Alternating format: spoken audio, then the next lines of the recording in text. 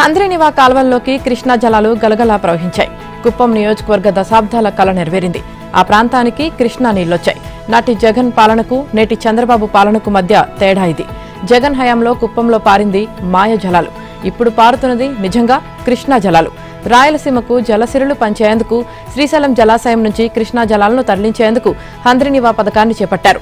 2014-2019 మధ్య నాటి టీడీపీ ప్రభుత్వంలో ముఖ్యమంత్రి చంద్రబాబు హంద్రీనివా కాలువ నిర్మాణం ప్రారంభించారు. కుప్పం బ్రాంచ్ కెనాల్కు 123 కిలోమీటర్ల మేర డిజైన్ చేసి 3 చోట్ల పంపు హౌసులు ఏర్పాటు చేశారు. 2019 ఎన్నికల నాటికి ఆ పనులు 80% పూర్తయ్యాయి. ఆ తర్వాత జగన్ సీఎం అయ్యారు. హంద్రీనివా కాలువను పూర్తి చేసి కుప్పానికి నీళ్లిస్తానని ఆయన ఎన్నికల్లో హామీ ఇచ్చారు. కానీ అధికారంలోకి వచ్చాక దానిని పూర్తిగా విస్మరించారు. ఎన్నికలకు సరిగ్గా 4-5 నెలల ముందు హంద్రీనివా కాలువకు నీళ్లను విడుదల చేస్తున్నామంటూ పెద్ద డ్రామాకు తెరతీశారు. 2024 ఫిబ్రవరి 26వ తేదీన రామకుప్పం మండలం రాజుపేట వద్ద హంద్రీనివా కాలువకు నీటిని విడుదల చేస్తున్నట్లు ఒక సెట్టింగ్ వేశారు. జగన్ గేటు ఎత్తి హడావుడి చేశారు. కానీ అదంతా ఒట్టి మోసం. ప్రారంభోత్సవం చేసిన చోట అదే రోజు సాయంత్రానికి నీళ్లు నిశ్చలంగా మడుగులా నిలిచిపోయాయి. ఆ మరుసటి రోజున జేసీబీని తెచ్చి గేటును సైతం అక్కడి నుంచి తరలించారు. వెరసి కేవలం ఎన్నికల సమయంలో ప్రజలను మోసం చేసేందుకే ఈ డ్రామా ఆడినట్లు స్పష్టమైంది. హంద్రీనివా పెండింగ్ పనులను పూర్తి చేసి కృష్ణా జలాలను తీసుకువస్తానని ఎన్నికల ముందు చంద్రబాబు హామీ ఇచ్చారు. అధికారంలోకి రాగానే నిధులు విడుదల చేశారు. లైనింగ్తో పాటు ఇతర పెండింగ్ పనులను శరవేగంగా పూర్తి చేయించారు. ఇందుకోసం మొత్తం 560 కోట్లు వ్యయం చేశారు. నంద్యాల జిల్లా మాల్యాల పంపింగ్ స్టేషన్ వద్ద గత జూలై 17న ముఖ్యమంత్రి చంద్రబాబు కృష్ణా జలాలను హంద్రీనివా కాలువకు విడుదల చేశారు. వజ్రమైన సానబెడితేనే దాని విలువ తెలుస్తుందని, అలాగే మట్టిలో మాణిక్యాలకు అవకాశాలు కల్పిస్తే అద్భుతాలు చేస్తారని ముఖ్యమంత్రి చంద్రబాబు అన్నారు. ఏపీ సాంఘిక సంక్షేమ గురుకుల విద్యా సంస్థల్లో చదివిన విద్యార్థులు ఈ ఏడాది ఐఐటీ, నీట్లలో సాధించిన విజయాలే అందుకు నిదర్శనమని చెప్పారు. వీళ్ల విజయం ఎందరికో స్ఫూర్తినివ్వాలని ఆకాంక్షించారు. జాతీయ స్థాయిలో సత్తాచాటి ఐఐటీ, నీట్లలో సీట్లు సాధించిన 55 మంది ఎస్సీ, ఎస్టీ విద్యార్థులు నిన్న అమరావతి సచివాలయంలో సీఎం చంద్రబాబును కలిశారు. రాష్ట్ర ప్రభుత్వం అందించిన ప్రోత్సాహానికి కృతజ్ఞతలు తెలిపారు. ఈ సందర్భంగా విద్యార్థులతో మాట్లాడిన చంద్రబాబు ఉన్నత చదువుల్లోనూ మరింత ప్రతిభ చూపించాలని సూచించారు. భవిష్యత్తును ఉజ్వలంగా తీర్చిదిద్దుకోవడంతో పాటు రాష్ట్రానికి, దేశానికి మంచి పేరు తీసుకురావాలని ఆకాంక్షించారు. మెమంటోలతో పాటు ఒక్కో విద్యార్థికి ప్రోత్సాహకంగా ₹1,00,000 చొప్పున చెక్ అందించారు. ఎస్సీ, ఎస్టీ విద్యార్థులకు ఉపయోగపడేలా ఈ ఏడాది కొత్తగా మరో 7 ఐఐటీ, నీట్ కోచింగ్ సెంటర్లు ఏర్పాటు చేయాలని ముఖ్యమంత్రి చంద్రబాబు అధికారులకు సూచించారు. కొత్తగా ఏర్పాటు చేసే ఈ సెంటర్లతో 1411 మంది ఎస్సీ, ఎస్టీ విద్యార్థులకు ప్రయోజనం కలుగుతుందన్నారు. ఇక విద్యార్థులను అత్యుత్తమంగా తీర్చిదిద్దేలా సాంఘిక సంక్షేమ విద్యా సంస్థలు రూపుదిద్దుకోవాలని అన్నారు. మన విద్యార్థుల్లో ప్రతిభకు కొదవలేదని, వారికి సరైన వసతులు, ప్రోత్సాహం అందిస్తే ప్రపంచంలో అందరితో పోటీ పడే సత్తా వారిలో ఉందని చెప్పారు. అందుకు ఈ 55 మంది విద్యార్థులే నిదర్శనమన్నారు. సాంఘిక సంక్షేమ విద్యా సంస్థల నుంచి జాతీయ స్థాయి పోటీ పరీక్షలకు ఎంపికయ్యే విద్యార్థుల సంఖ్య వచ్చే ఏడాది 4 రెట్లు పెరగాలన్నారు. ఇప్పుడు ర్యాంకులు సాధించిన విద్యార్థులు తాము చదువుకున్న విద్యా సంస్థలకు వెళ్లి అక్కడి విద్యార్థుల్లో స్ఫూర్తి నింపాలని సూచించారు. ఆంధ్రప్రదేశ్తో పాటు తెలంగాణలోనూ ఆన్లైన్ బెట్టింగ్, జూదంపై ఇప్పటికే నిషేధం ఉంది. అయినా ఈ మహమ్మారి రాష్ట్రమంతా విజృంభించింది. ఆన్లైన్ బెట్టింగ్ను కట్టడి చేయలేకపోవడానికి కారణం జార్ఖండ్, ఛత్తీస్గఢ్, కేరళ వంటి రాష్ట్రాల్లో చట్టబద్ధం కావడమే. బెట్టింగ్ నిర్వాహకులు అక్కడి నుంచి యువతకు వలవేస్తున్నారు. ఈ నేపథ్యంలో కేంద్ర ప్రభుత్వం ఆన్లైన్ బెట్టింగ్ యాప్ల నిషేధిత చట్టం తీసుకువచ్చింది. దీనివల్ల దేశంలో యాప్లను కట్టడి చేసినా విదేశాల నుంచి సవాల్ ఎదురయ్యే అవకాశం ఉందని నిపుణులు అంటున్నారు. సోషల్ మీడియా ద్వారా యువతకు వ్యసనంగా మార్చే ప్రమాదం ఉందని చెబుతున్నారు.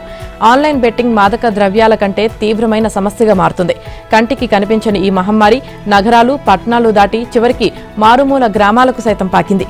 రాష్ట్రంలో ఆన్లైన్ బెట్టింగ్, జూదంపై నిషేధమున్నా కొన్ని ఇతర రాష్ట్రాల్లో చట్టబద్ధం కావడంతో అరికట్టడం సవాల్గా మారింది. అక్కడ లీగల్ అయినందున నిర్వాహకులపై చర్యలు తీసుకోలేని పరిస్థితి. దీంతో బెట్టింగ్ మహమ్మారిని నిర్మూలించేందుకు కేంద్ర ప్రభుత్వం కొత్త చట్టం తీసుకువచ్చింది. ఈ చట్టం బెట్టింగ్ యాప్ల ఊబి నుంచి యువతను కాపాడేందుని ఆశ ఒకవైపు ఉన్నా ఊసరవెల్లిలా రూపం మార్చుకుని మరో దారిలో వచ్చే ప్రమాదముందని పోలీసులు అంటున్నారు. కేంద్రం కొత్తగా తీసుకువచ్చిన చట్టం ద్వారా లీగల్ బెట్టింగ్ యాప్లను కట్టడి చేయవచ్చు. గూగుల్ ప్లే స్టోర్ల నుంచి డౌన్లోడ్ చేసుకునే Dream11 లాంటి క్రికెట్ బెట్టింగ్ యాప్లు, రమ్మీకి సంబంధించినవి, చిన్నపిల్లల గేమ్లలో డబ్బులు లావాదేవీలు ఉన్నటువంటి వాటిని అదుపు చేయవచ్చు. కేంద్ర ప్రభుత్వం వీటికి జియో ఫెన్సింగ్ వేస్తోంది కనుక దేశమంతా ఇవి కనుమరుగవుతాయి. జూదం, బెట్టింగ్ను ప్రోత్సహించే గేమ్లు నిషేధిత జాబితాలోకి వస్తాయని కొత్త చట్టంలో కేంద్రం స్పష్టం చేసింది. పోలీస్ అధికారులనే ఒక ఆటాడించిన ఐఏఎస్ అధికారులను గుప్పిట పట్టిన రాజకీయ నాయకుల అండతో చెలరేగిపోయిన కిల్లేడి నిడిగుంట అరుణ కిరాయి హత్యల చరిత్ర బయటపడుతుంది. ఆమె మొబైల్ ఫోన్లో కాల్ డేటా తీగలాగితే మొత్తం నేరాల డొంక కదులుతుంది. అప్పుడెప్పుడో సహజ మరణంగా భావించిన ఒక వ్యక్తిని అరుణ గ్యాంగ్ చంపించినట్లుగా తేలింది. రౌడీ షీటర్ అవిలేలి శ్రీకాంత్కు పెరోల్ ఇప్పించడానికి పై స్థాయిలో పైరవీలు నడిపిన అరుణను ఇటీవల నెల్లూరు పోలీసులు అరెస్టు చేసిన సంగతి తెలిసిందే. విశ్వసనీయ సమాచారం ప్రకారం ఆమె మొబైల్ ఫోన్ నుంచి సేకరించిన కాల్ రికార్డులను పరిశీలిస్తే ఈ క్రమంలో సూళ్లూరుపేటలో జరిగిన ఒక హత్య సంగతి వెలుగులోకి వచ్చింది. ఆ పట్టణానికి చెందిన ఓ వ్యక్తికి 2 భార్యలు. ఆస్తి మొత్తం చిన్న భార్యకు రాసిస్తాడనే అనుమానంతో పెద్ద భార్య కొడుకే తండ్రి హత్యకు అరుణ గ్యాంగుకు సుపారీ ఇచ్చినట్లు పోలీసులకు క్లూ లభించింది.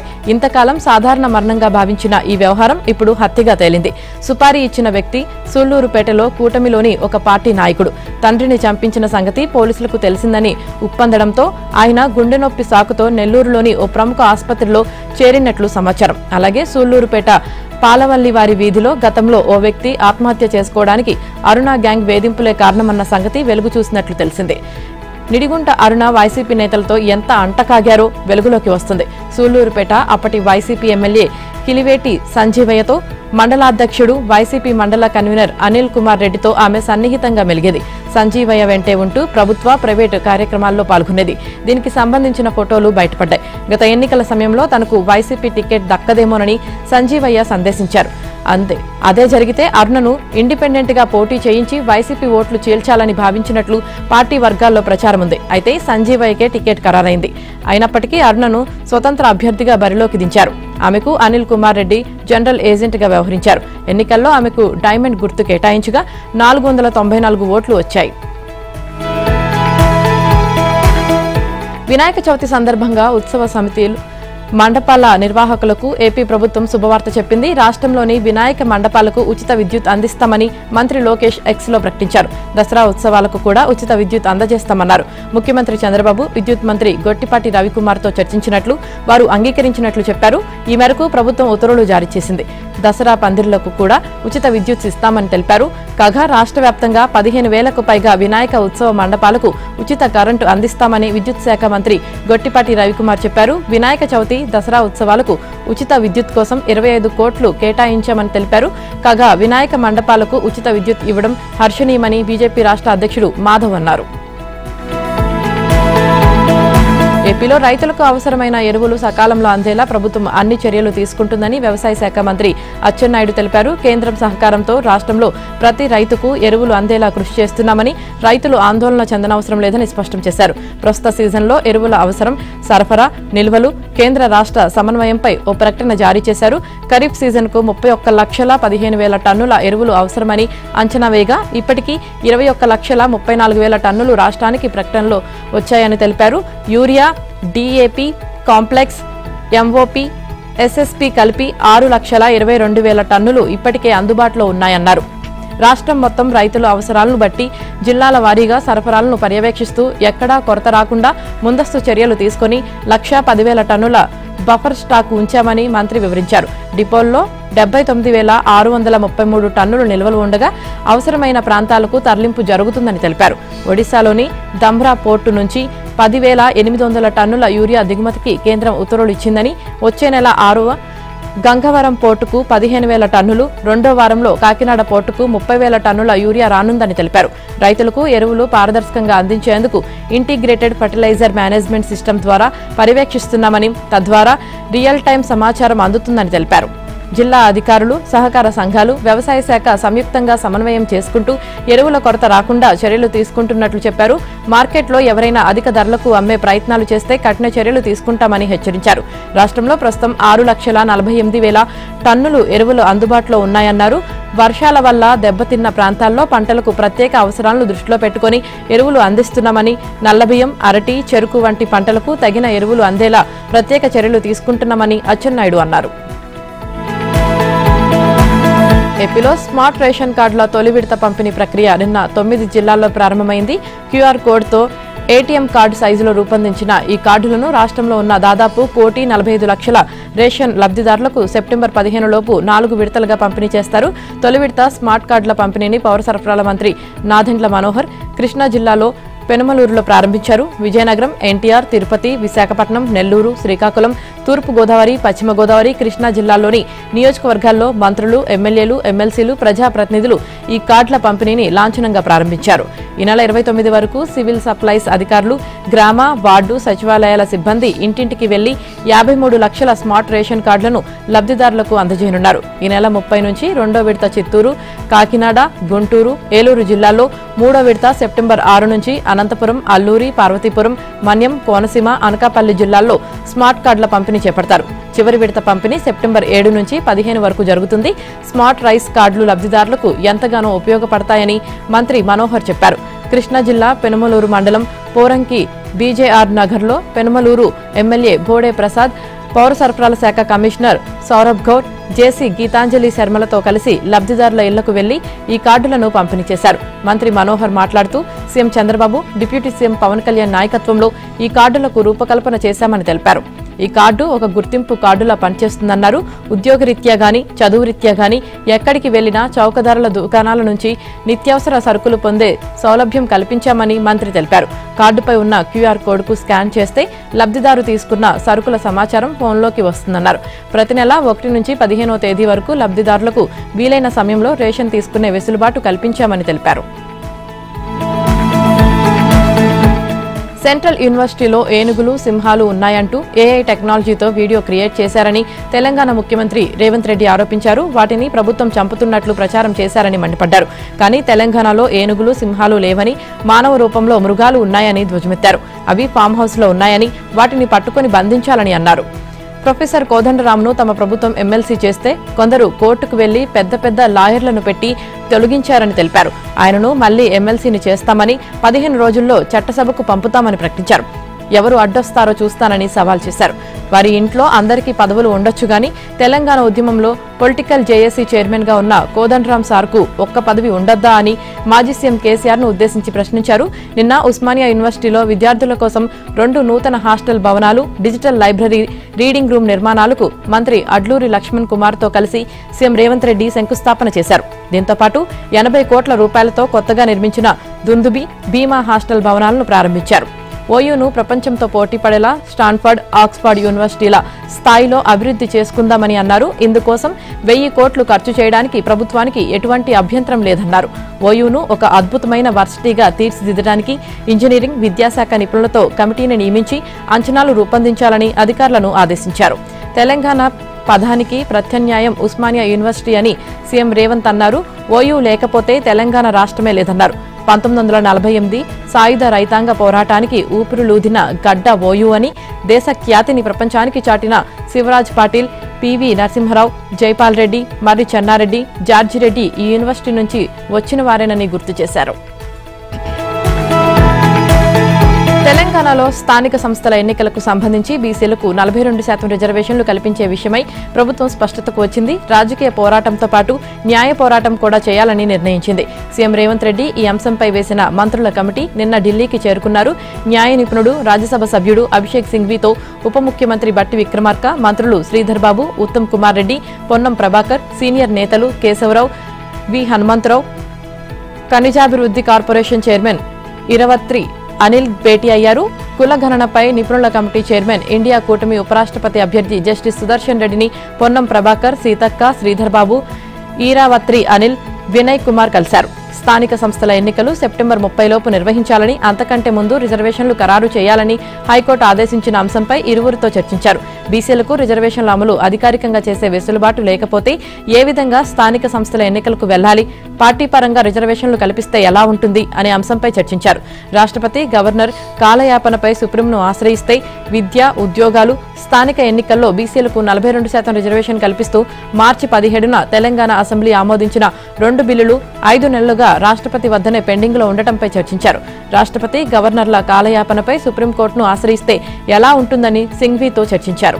రాష్ట్రాలు పంపిన బిల్లులపైన 90 రోజుల్లోగా రాష్ట్రపతి నిర్ణయం తీసుకోవాలంటూ సుప్రీంకోర్టు ఇచ్చిన రూలింగ్ బీసీ రిజర్వేషన్ల బిల్లుకు వర్తిస్తుందా అనే అంశంపైనే ప్రధానంగా చర్చించారు. సుప్రీంకోర్టుకు వెళ్తే ఆ కారణం చూపి పంచాయతీ ఎన్నికల నిర్వహణకు హైకోర్టును గడువు కోరే అవకాశంపైన చర్చలు జరిగాయి. సభలో బీసీ బిల్లులపై తీర్మానం పెట్టి ఆమోదించి దాని ఆధారంగా జీవో తేవచ్చా అనేది చర్చించారు. పార్టీ పరంగా బీసీలకు 42% రిజర్వేషన్తో స్థానిక ఎన్నికలపై ముందుకు వెళ్తూనే బిల్లుల ఆమోదం కోసం సుప్రీంకోర్టును ఆశ్రయించడం అనేదని ఖాయంగా కనిపిస్తుంది. ఆగస్టు 28లోగా మంత్రివర్గ ఉపసంఘం ప్రభుత్వానికి నివేదిక సమర్పించాలి. 29న మంత్రివర్గ సమావేశం నిర్వహించి నిర్ణయం తీసుకోవాలి. కరీంనగర్లోని ఓ సేట్ ఇంట్లో 40 ఓట్లు ఉన్నాయని, ఈ అంశంపై కేంద్ర మంత్రి బండి సంజయ్ సమాధానం చెప్పాలని TPCC chief Mahesh Goud demand చేశారు. నిజామాబాద్ పట్టణంలో మహారాష్ట్ర వాసులకు ఓట్లు ఉన్నాయని, ఎంతమందికి 2 ఓట్లు ఉన్నాయో లెక్కలేదని చెప్పారు. ఓట్ల చోరీతోనే మోదీ మూడోసారి అధికారంలోకి వచ్చారని పునరుద్ఘాటించారు. తెలంగాణ నుంచి 8 మంది బీజేపీ తరపున ఎంపీలు గెలవడంపై తమకు అనుమానం ఉందన్నారు. కర్ణాటకలో అసెంబ్లీ ఎన్నికలు జరిగిన 6 నెలలకే పార్లమెంట్ ఎన్నికలు జరిగితే 1 కోటి ఓట్లు ఎలా పెరిగాయని ప్రశ్నించారు. స్వయం ప్రతిపత్తి కలిగిన ఎన్నికల సంఘం బీజేపీకి వత్తాసు పలకడం ప్రజల దౌర్భాగ్యమని అన్నారు. ఓట్ల చోరీపై రాహుల్ గాంధీ బీహార్లో చేస్తున్న పాదయాత్రకు ప్రజలు బ్రహ్మరథం పడుతున్నారని తెలిపారు. మహేష్ గౌడ్ ఆధ్వర్యంలో చేపట్టిన జనహిత పాదయాత్ర వరంగల్ జిల్లాలోని ఇల్లందు నుంచి వర్ధన్నపేట వరకు ఉత్సాహంగా సాగింది. వర్ధన్నపేటలో నిర్వహించిన జనహిత పాదయాత్ర సభతో పాటు కరీంనగర్ జిల్లా గంగాధరలో నిర్వహించిన కాంగ్రెస్ నాయకుల సమావేశంలో మహేష్ గౌడ్ మాట్లాడారు. బీసీలపై కేంద్ర మంత్రి కిషన్ రెడ్డికి ఎందుకంత కక్ష అని ప్రశ్నించారు. బీజేపీ తలుచుకుంటే ఒక్క రోజులోనే బీసీ రిజర్వేషన్ల చట్టం సాధ్యమవుతుందన్నారు. 42% బీసీ రిజర్వేషన్లో ముస్లింలకు వెళ్లేది 1 నుంచి 2% మాత్రమేనని తెలిపారు. బీసీ అయిన బండి సంజయ్ కుమార్ బీసీ రిజర్వేషన్లపై ఎందుకు మాట్లాడటం లేదని ప్రశ్నించారు. సంజయ్ సహా బీజేపీ ఎంపీలు లక్ష్మణ్, ఈటల రాజేందర్, అరవింద్ సమయం ఇస్తే రిజర్వేషన్లపై వివరిస్తామని చెప్పారు. వీళ్లు గెలవలేరని అన్నారు. అసలు తెలంగాణలో ప్రతిపక్షం ఉందా? అసెంబ్లీకి రాని కేసీఆర్ కు ప్రతిపక్షం హోదా ఎందుకు అని మహేష్ గౌడ్ ప్రశ్నించారు. మేడిగడ్డ కుంగిపోతుందని విచారణకు ఆదేశిస్తే బీఆర్ఎస్ నాయకులు కోర్టుకు వెళ్లడం విచారకరమన్నారు. ఆ పిల్లలకు ఊరట, వారిని పెంచిన తల్లిదండ్రులకు ఊరట. ఇంకా కన్ను తెరవని పిల్లలను దత్తత తీసుకొని పెంచిన తల్లిదండ్రులకే ఆ పిల్లలను తిరిగి ఇచ్చేయాలని తెలంగాణ ప్రభుత్వాన్ని సుప్రీంకోర్టు మరోసారి ఆదేశించింది. ఇవాళ ఉదయం 11 గంటల్లోపే ఆ చిన్నారులను వారికి అప్పగించాలని స్పష్టం చేసింది. ఆగస్టు 12న తాము ఇచ్చిన తీర్పును పాటించకపోవడంపై సర్వోన్నత న్యాయస్థానం ఆగ్రహం వ్యక్తం చేసింది. కోర్టు ధిక్కరణకు పాల్పడిన అధికారులు తదుపరి విచారణ జరిగే సెప్టెంబర్ 2న వర్చువల్ గా తమ ముందు హాజరు కావాలని ఆదేశించింది. గత ఏడాది మే నెలలో మేడిపల్లి పోలీస్ స్టేషన్ పరిధిలో ఒక రిపోర్టర్ చేసిన స్టింగ్ ఆపరేషన్తో పిల్లల అక్రమ రవాణా, విక్రయం వ్యవహారం వెలుగులోకి వచ్చింది. మహిళా ఆర్ఎంపీ వైద్యురాలి నేతృత్వంలో జరుగుతున్న తతంగంపై పోలీసులు కేసులు నమోదు చేశారు.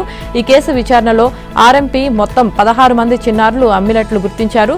ఈ కేసులో 11 మందిని పోలీసులు అరెస్టు చేశారు. వారు ఇచ్చిన సమాచారం ప్రకారం ఆ 16 మంది చిన్నారుల్లో 7గురిని అమ్మకం దశలోనే పట్టుకోగా మరో 9 మంది పసిపాపలను అప్పటికే అక్రమ రవాణా ముఠాకు విక్రయించేశారు. ఆ 9 మంది చిన్నారులను కొనుగోలు చేసిన వారి ఆచూకీ గుర్తించి వారి నుంచి చిన్నారులను తీసుకుని రాష్ట్ర మాతా శిశు సంక్షేమ శాఖకు అప్పగించారు. వీరిని సెంట్రల్ అడాప్షన్ రిసోర్స్ అథారిటీ ద్వారా రాష్ట్ర ప్రభుత్వం దత్తత ప్రక్రియలో పెట్టింది. వీరిలో అమ్మకం దశలో దొరికిన 6గురు చిన్నారులను కొందరు తల్లిదండ్రులు దత్తత తీసుకున్నారు. అలాగే మిగిలిన 9 మంది చిన్నారులను కూడా పిల్లలు లేని కొందరు తల్లిదండ్రులు ఎంపిక చేసుకున్నారు. హైకోర్టు ఆదేశాల మేరకు స్టాంప్స్ అండ్ రిజిస్ట్రేషన్ చట్టంలోని నిషేధిత భూముల జాబితాతో ముడిపడి ఉన్న వేల వివాదాల పరిష్కారానికి ప్రత్యేక వ్యవస్థను ఏర్పాటు చేస్తున్నట్లు తెలంగాణ ప్రభుత్వం నిన్న హైకోర్టుకు నివేదించింది. 3 అధికారులతో ఉన్నత స్థాయి కమిటీని ఏర్పాటు చేస్తూ 2 రోజుల క్రితం జీవో 98 జారీ చేసినట్లు వెల్లడించింది. కమిటీలో రెవెన్యూ శాఖ ముఖ్య కార్యదర్శి సీసీఎల్ ఏ చైర్మన్ గా ఉంటారని, రిటైర్డ్ జిల్లా judge, survey and settlement commissioner సభ్యులుగా ఉంటారని తెలిపింది. కమిటీ సంబంధిత రెవెన్యూ రికార్డులను పరిశీలించి నిషేధిత జాబితాకు సంబంధించి వచ్చిన దరఖాస్తులను పరిష్కరిస్తుందని చెప్పింది. వచ్చిన దరఖాస్తులను అంగీకరించడం లేదా తిరస్కరించడం ద్వారా నిషేధిత జాబితాలోని భూములను తొలగించడం, అలాగే ఉంచడం మీద నిర్ణయాలను తీసుకుంటుందని తెలిపింది. ఉన్నత స్థాయి కమిటీ తీసుకున్న నిర్ణయాలకు అటు ప్రభుత్వం, ఇటు ప్రైవేటు పార్టీలు లేదా ఫిర్యాదుదారులు కట్టుబడి ఉండాలని చెప్పింది. కమిటీ నిర్ణయం నచ్చకపోతే సంబంధిత కోర్టును ఆశ్రయించవచ్చని తెలిపింది. సదరు కమిటీ 3 ఏళ్ల కాల పరిమితిలో కొనసాగుతుందని, కనీసం నెలకు ఒక్కసారి అయినా కమిటీ భేటీ అయి దరఖాస్తులను పరిష్కరిస్తుందని ప్రభుత్వం హైకోర్టుకు తెలిపింది. శ్రీశైలం పుణ్యక్షేత్రానికి వెళ్లేందుకు రిజర్వ్ ఫారెస్ట్ లో నిర్మించి తలపెట్టిన మార్గం అలైన్మెంట్లు సిద్ధమయ్యాయి. తెలంగాణ నుంచి ఏపీలోని శ్రీశైలానికి చేరుకోవడానికి ప్రస్తుతం ఉన్న ఇబ్బందులను తొలగిస్తూ ఎలివేటెడ్ కారిడార్ నిర్మించి తలపెట్టిన సంగతి తెలిసిందే. ఈ మార్గానికి సంబంధించి 6 రకాల అలైన్మెంట్లతో కూడిన ప్రతిపాదనలు తాజాగా కేంద్రానికి చేరాయి. వీటిపై ఇప్పటికే ఒక సమావేశం జరగ్గా సెప్టెంబర్ మొదటి వారంలో కీలక భేటీ జరగనుంది. కేంద్రానికి అందించిన నివేదికలో రహదారి స్వరూపంతో పాటు 6 అలైన్మెంట్లలో దేనికి ఎన్ని నిధులు అవసరమవుతాయని వివరాలను తెలిపారు. టోల్ ప్లాజాలు, బైపాసులు, గ్రామాలు ఉన్న చోట నిర్మించి తలపెట్టిన ర్యాంపులు, ఘాట్లలో చేపట్టే రోడ్డు నిర్మాణ అంశాలను కూడా పొందుపరిచారు.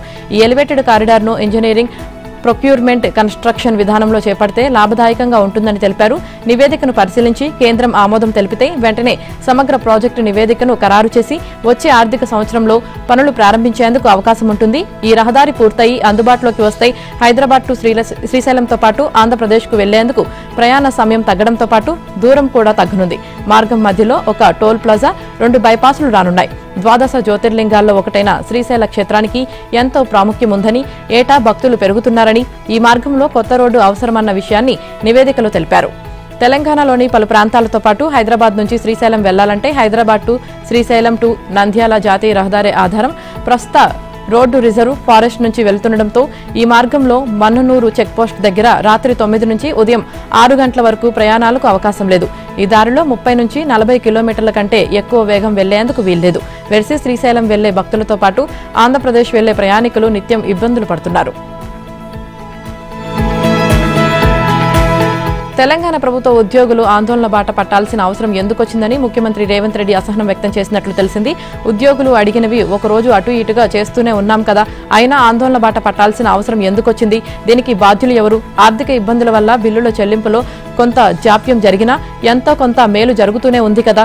ఉద్యోగులతో సమావేశమయ్యాక డిమాండ్ల అమలు కోసం మంత్రివర్గ ఉపసంఘం ఏర్పాటు చేశామని, అధికారుల కమిటీ ఏర్పాటు చేసి నివేదిక తీసుకున్నామని, ఆ నివేదిక వచ్చాక మంత్రి మండలిలో చర్చించి చేస్తామని చెప్పిన అంశాలు కూడా ఎందుకు పరిష్కరించలేకపోతున్నామని సీఎం రేవంత్ రెడ్డి మంత్రివర్గ సహచరుల వద్ద అసంతృప్తి చేసినట్లు సమాచారం.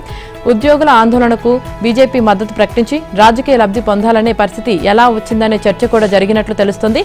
మరోవైపు ఆరోగ్య పథకాన్ని అమలు చేయాలని సంబంధిత మంత్రి, కార్యదర్శిని పదే కలిసి విజ్ఞప్తి చేసినా స్పందన లేదని ఉద్యోగ సంఘాల జేఏసీ చెబుతోంది. జాయింట్ స్టాఫ్ కౌన్సిల్ ఏర్పాటు చేయాలని సీఎం ప్రధాన కార్యదర్శిని కోరితే స్పందించడం లేదంటుంది. జేఏసీ పెట్టిన 63 డిమాండ్లను పరిష్కరించేందుకు ప్రభుత్వం నుంచి సానుకూల స్పందన లేదని, అందుకే ఈ నెల 19న జేఏసీ సమావేశం ఏర్పాటు చేసి కార్యాచరణ ప్రకటించామని అంటోంది. తెలంగాణలో యూరియా కొరత ఏర్పడటానికి ప్రధాన కారణం కేంద్ర ప్రభుత్వమేనని వ్యవసాయ శాఖ మంత్రి తుమ్మల నాగేశ్వరరావు అన్నారు. విపక్షాలు చెప్పే మాయమాటలు, దుష్ప్రచారాన్ని నమ్మొద్దని రైతులకు విజ్ఞప్తి చేశారు. దీనిపై నిన్న రైతులకు బహిరంగ లేఖ రాశారు. కేంద్రం కేటాయింపులు, సరఫరా, స్వదేశీ యూరియా, దిగుమతి చేసుకున్న యూరియా ప్రస్తుత పరిస్థితులను ఆ లేఖలో వివరించారు. దేశానికి దిగుమతి అయిన యూరియాలో ఏప్రిల్ నుంచి ఆగస్టు వరకు కేంద్రం 3,94,000 మెట్రిక్ టన్నుల మేర మన రాష్ట్రానికి కేటాయించిందని, అందులో 2,10,000 టన్నులు మాత్రమే సరఫరా అయ్యిందన్నారు. రష్యా ఉక్రెయిన్ యుద్ధం, ఇరాన్ ఇజ్రాయెల్ మధ్య ఉద్రిక్తతలతో ఎర్ర సముద్రంలో నౌకల రాకపోకలు నిలిచిపోయాయన్నారు. దేశీయ యూరియా ఉత్పత్తి కూడా ఆశించిన స్థాయిలో లేదు. ఆర్ఎఫ్సీఎల్ నుంచి 1,69,325 టన్నులను కేటాయిస్తే 1,06,852 టన్నుల మేర సరఫరా జరిగింది. ఇది కూడా యూరియా కొరతకు కారణమేనని వివరించారు. ఖరీఫ్ సీజన్కు 9,80,000 టన్నులు, ఆగస్టు నాటికి 8,30,000 టన్నులను కేటాయించినా ఇప్పటికీ 5,72,000 టన్నులు రాష్ట్రానికి అందిందని, ఇంకా 2,58,000 టన్నుల యూరియాను సరఫరా చేయలేదని తెలిపారు. ఇప్పటికైనా రాష్ట్ర బీజేపీ నేతలు వాస్తవాలను గ్రహించి ఆత్మవిమర్శ చేసుకోవాలని హితవు పలికారు. ఇండి కూటమి ఉపరాష్ట్రపతి అభ్యర్థి జస్టిస్ సుదర్శన్ రెడ్డి సుప్రీంకోర్టు న్యాయమూర్తిగా ఇచ్చిన ఒక తీర్పు కారణంగా కొన ఊపిరితో ఉన్న నక్సలైట్ ఉద్యమం మరో 2 దశాబ్దాల పాటు దేశంలో మనగలుగుతుందని కేంద్ర హోంమంత్రి అమిత్ షా అన్నారు. వ్యవస్థను రాజ్యాంగ విరుద్ధమని రద్దు చేయాలని ఆదేశించడం ద్వారా సుదర్శన్ రెడ్డి గిరిజనులకు ఉన్న స్వీయ రక్షణ హక్కును కాలరాశారని మండిపడ్డారు. గిరిజనులు తమను తాము కాపాడుకునేందుకు స్వలాజుడం ఏర్పాటు చేసుకున్నారని చెప్పారు. గిరిజన ప్రాంతాల్లోని పాఠశాలను నక్సల్స్ కూల్చేస్తుంటే ప్రభుత్వాలు సాయుధ బలగాలను మోహరించాయని జస్టిస్ సుదర్శన్ రెడ్డి ఒక్క కలంపోటుతో వాళ్లను రోడ్డున పడేశారని చెప్పారు. ఆ తర్వాత భద్రతా దళాల మీద నక్సల్స్ పెద్ద ఎత్తున దాడులు చేశారన్నారు. ఈ తీర్పునకు సంబంధించి జస్టిస్ సుదర్శన్ రెడ్డి, రాహుల్ గాంధీ ఎక్కువ సమాధానం చెప్పాల్సి ఉంటుందని అన్నారు. ఇండీ కూటమి సుదర్శన్ రెడ్డిని ఎంపిక చేయడంలో వామపక్ష భావజాలమే ప్రతిపాదిగా తీసుకున్నామని అమిత్ షా ఆరోపించారు. వామపక్ష సిద్ధాంత సానుభూతి పరుడైన సుదర్శన్ రెడ్డిని ఎందుకు ఎంపిక చేశారో రాహుల్ గాంధీ వివరణ ఇవ్వాలని డిమాండ్ చేశారు. భారత్పై అమెరికా విధించిన అదనపు సుంకాల అమలు గడువు సమీపిస్తున్న తరుణంలో ప్రధాని నరేంద్ర మోదీ కీలక వ్యాఖ్యలు చేశారు. రైతులు, పశుపోషకాలు, చిన్న తరహా పరిశ్రమలు ప్రయోజనాల విషయంలో రాజీ పడే ప్రసక్తే లేదన్నారు. ఈ విషయంలో తమపై ఒత్తిడి పెరగొచ్చని, కానీ దానిని భరిస్తామని స్పష్టం చేశారు. దశాబ్దాల తరబడి దేశాన్ని పాలించిన కాంగ్రెస్ పార్టీ దిగుమతుల విషయంలో అవకతవకలకు పాల్పడేందుకు గాను భారత్ను ఇతర దేశాలపై ఆధారపడేలా చేస్తుందన్నారు. అయితే బలానికి, రక్షణకు ప్రతీక అయిన సుదర్శన చక్రధారి శ్రీకృష్ణుడు తన రాట్నంతో స్వదేశీ ఉద్యమాన్ని ముందుకు నడిపించిన చరాకధారి గాంధీజీ మార్గంలో పయనించడం ద్వారా భారత సాధికారిత సాధించిందన్నారు. దేశ సైనిక శౌర్య పరాక్రమాలను ఆపరేషన్ సింధూర్ చాటి చెప్పిందన్నారు. ప్రధాని నరేంద్ర మోదీ డిగ్రీ వివరాలను వెల్లడించాలంటూ ఢిల్లీ విశ్వవిద్యాలయానికి కేంద్ర సమాచార కమిషన్ గతంలో జారీ చేసిన ఆదేశాలను ఢిల్లీ హైకోర్టు పక్కన పెట్టింది. ఈ మేరకు ఫిబ్రవరి 27న రిజర్వ్ చేసిన తీర్పును జస్టిస్ సచిన్ దత్తా వెలువరించారు. నీరజ్ అనే వ్యక్తి ప్రధాని మోదీ డిగ్రీ వివరాల కోసం సమాచారం హక్కు చట్టం కింద సిఐసికి దరఖాస్తు పెట్టారు. ప్రధాని 1978లో బీఏ పూర్తి చేశారు. దీంతో ఆ ఏడాది బీఏ పరీక్షలో ఉత్తీర్ణులైన వారి రికార్డుల తనిఖీ 2016 డిసెంబర్లో ప్రధాన సమాచార కమిషనర్ అనుమతించారు. దీన్ని ఢిల్లీ యూనివర్సిటీ సవాల్ చేయగా 2017 జనవరిలో ఢిల్లీ హైకోర్టు స్టే ఇచ్చింది. Bombay high court CJ justice Alok Aradhe, Patna high court CJ justice Vipul పంచోలీకు సుప్రీంకోర్టు న్యాయమూర్తులుగా పదోన్నతులు కల్పించాలని కొలీజియం కేంద్రానికి సిఫార్సు చేసింది. సీజేఐ జస్టిస్ గవాయ్ నేతృత్వంలో న్యాయమూర్తులు justice Suryakant, justice Vikramnath, justice JK Maheshwari, justice BV Nagarathna collegium నిన్న మధ్యాహ్నం సమావేశమే చర్చించి ఈ నిర్ణయం తీసుకుంది. ఇటీవల జస్టిస్ బేలా త్రివేది, జస్టిస్ సుధాంశు ధులియా పదవి విరమణ పొందడంతో 34 మంది సుప్రీంకోర్టు న్యాయమూర్తుల పదవుల్లో 2 ఖాళీలు ఏర్పడ్డాయి. కొలీజియం సిఫార్సులను కేంద్ర ప్రభుత్వం ఆమోదిస్తే రాష్ట్రపతి ఉత్తర్వులతో వారు సుప్రీంకోర్టు న్యాయమూర్తులుగా నియమితులవుతారు. రష్యాలో భారత కార్మిక శక్తికి డిమాండ్ పెరుగుతున్నట్లు తెలుస్తుంది. రష్యన్ కంపెనీలు, ముఖ్యంగా యంత్రాలు, ఎలక్ట్రానిక్స్ రంగంలోని సంస్థల భారతీయులను నియమించేందుకు ఆసక్తి చూపుతున్నట్లు అక్కడి భారత రాయబారి వినయ్ కుమార్ తెలిపారు. రష్యాలో ఉపాధి అవకాశాలను అందిపుచ్చుకునేందుకు భారతీయుల సంఖ్య పెరుగుతుండటంతో కాన్సులర్ సేవలను మరింత విస్తరిస్తున్నట్లు చెప్పారు. అమెరికా, బ్రిటన్ తదితర పాశ్చాత్య దేశాలు వలసలపై ఆంక్షలు విధిస్తున్న వేళ ఈ పరిణామాలు ప్రాధాన్యం సంతరించుకున్నాయి. అధికారిక వివరాల ప్రకారం రష్యాలో దాదాపు 14,000 మంది భారతీయులు ఉన్నారు.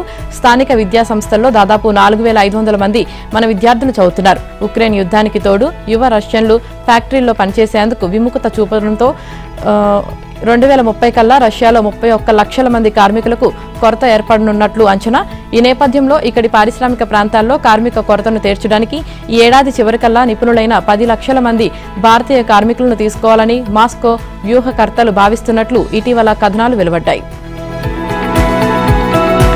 అమెరికా అధ్యక్షుడు డొనాల్డ్ ట్రంప్ నిర్ణయాలు భారత్ అమెరికా సంబంధాలను తీవ్రస్థాయిలో దెబ్బతీస్తున్నాయని తాజాగా అత్యంత వివాదాస్పదమైన వ్యక్తుల్లో ఒకరైన సెర్గియో గోర్ను భారత్ అమెరికా రాయబారిగా దక్షిణ మధ్య ఆసియాలో పర్యవేక్షకుడుగా నియమించడం దౌత్య వర్గాలను షాక్ గురిచేసింది. ఒకప్పుడు భారత్ తీవ్రంగా వ్యతిరేకించిన పనిని ట్రంప్ బలవంతంగా చేశారు.